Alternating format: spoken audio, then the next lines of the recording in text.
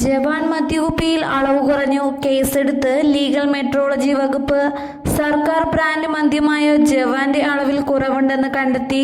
ഇതിനെ തുടർന്ന് കേസെടുത്ത് ലീഗൽ മെട്രോളജി വിഭാഗം നിർമ്മാതാക്കളായ തിരുവല്ല ട്രാവൻകൂർ ഷുഗേഴ്സ് ആൻഡ് കെമിക്കൽസിനെതിരെ കേസെടുത്തു. കഴിഞ്ഞ ദിവസമാണ് തിരുവല്ലയിലെ പ്ലാന്റിൽ ലീഗൽ മെട്രോളജി ഉദ്യോഗസ്ഥർ പരിശോധന നടത്തിയിരുന്നത്. വിവിധ ബാച്ചുകളിലായി 136 നിറഞ്ഞ കുപ്പികൾ പരിശോധിച്ചതോടെ ലിറ്ററിന് ഏകദേശം മില്ലിയുടെ കുറവ് കണ്ടെത്തുകയായിരുന്നു.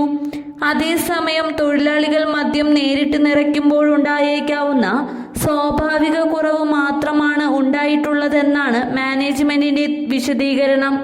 പരാതി ലഭിച്ചതിന് പിന്നാലെ എറണാകുളത്ത് നിന്നുള്ള legal metrology net content unit ഉദ്യോഗസ്ഥ സംഘം മണിക്കൂറോളം സ്ഥാപനത്തിൽ പരിശോധന നടത്തി.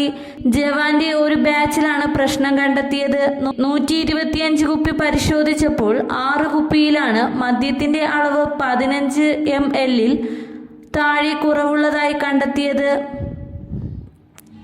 അതേസമയം ആക്ഷേപങ്ങൾ തള്ളുകയാണെന്നും ലീഗൽ മെട്രോളജി വിഭാഗം പരിശോധിച്ച് സീൽ ചെയ്ത് നൽകിയ സംവിധാനം വഴിയാണ് ബോട്ടിലുകളിൽ മദ്യം നിറയ്ക്കുന്നതെന്നും കേസിനെ നിയമപരമായി നേരിടുമെന്നും നിർമ്മാതാക്കൾ വ്യക്തമാക്കി.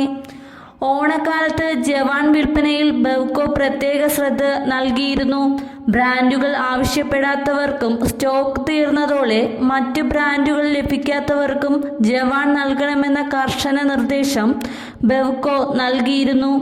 ഇതോടെ കാലത്ത് ഏറ്റവുമധികം വിൽപ്പന നടത്തിയ ബ്രാൻഡായി ജവാൻ മാറുകയും ചെയ്തു.